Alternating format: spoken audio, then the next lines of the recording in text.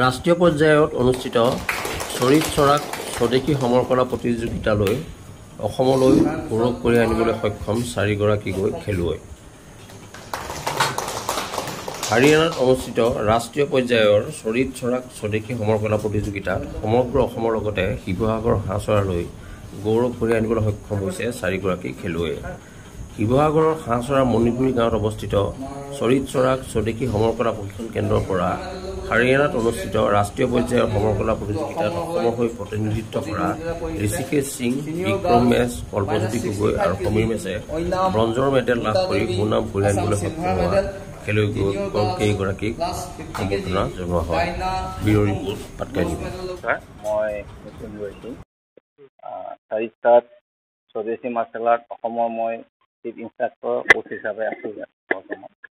আমাৰ ছাত্ৰসকলে আচলতে খেলাবোৰ বেছি দিনো হোৱা নাই, আৰম্ভ কৰিছে। হ'লেও তেওঁলোকে নিজৰ যিখিনি চেষ্টাৰ বলত এতিয়া ছেকেণ্ড নেশ্যনেল গেম চাৰিটাত চেম্পিয়নশ্বিপ হাৰিয়ানাত 1974 হৈছিলে। তাত আমাৰ শিৱসাগৰৰ পৰা যোৱা অসমৰ হৈ খেলা 4জন খেলুৱৈ চিলভাৰ নিজৰ কেটেগৰীত তেওঁলোকে চবেই চিলভাৰ মেডেল ল'বলৈ সক্ষম হয়। তাৰ বাবে মই তেওঁলোকক বহুত ধন্যবাদ জনাইছোঁ।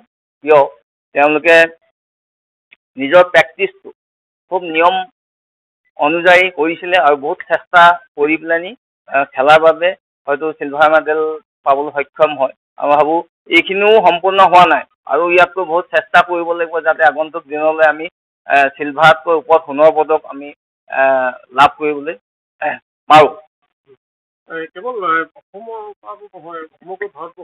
সমগ্ৰ ভাৰত টোটেল 14খন ষ্টেটেই ভাগ লৈছিলে। তাতে মণিপুৰ আছিলে, ছত্তীশগড়, দিল্লী, হাৰিয়ানা, জম্মু কাশ্মীৰ, তেলেংগানা, দিল্লী, তাৰপৰা মহাৰাষ্ট্ৰ, এনেকৈ 14খন ষ্টেট টোটেল অন্তৰ্ভুক্ত হৈছিলে, পাৰ্টিচিপেট কৰিছিলে। অসমৰ বৰ্তমান ইয়াৰ ক্লাছ আমাৰ শিৱসাগৰতে আছে, বেলেগ অন্যান্য আমাৰ ডিষ্ট্ৰিক্টবিলাক আৰম্ভ হোৱা নাই। শিলচৰত অলপ আছে, স্পৰ্টছ ষ্টাইলটো আছেই, লগতে চেল্ফ ডিফেন্স প্ৰক্ৰিয়া এটা। আজিকালি কি হয় ল'ৰা ছোৱালী প্ৰকৃততে চেল্ফ ডিফেন্সটো লাগে। মই নিজকে কেনেকৈ আত্মৰক্ষা কৰিম, সৰু কিছুমান মানে এনেকুৱা টেকনিক আছে, চেল্ফ ডিফেন্সটো বহুত প্ৰয়োজন। বিশেষকৈ আমাৰ ছোৱালীবোৰকো বহুত প্ৰয়োজন। ইয়াতে এনেকুৱা কিছুমান টেকনিক আছে, এজনী ছোৱালী যদি মানে ঘপকৈ কোনোবাই ধৰ ৰাস্তাত ধৰিলে, এটেক কৰিলে বা গবা মাৰিলে, সেই সময়ত মই নিজকে কেনেকৈ আত্মৰক্ষা কৰিম, এইখিনি টেকনিক মানে বহুত মানে কি হয় আমি লাহে লাহে শিকাওঁ, ইমান মানে ষ্টাৰ্টিঙতে কেলেই নিশিকাওঁ।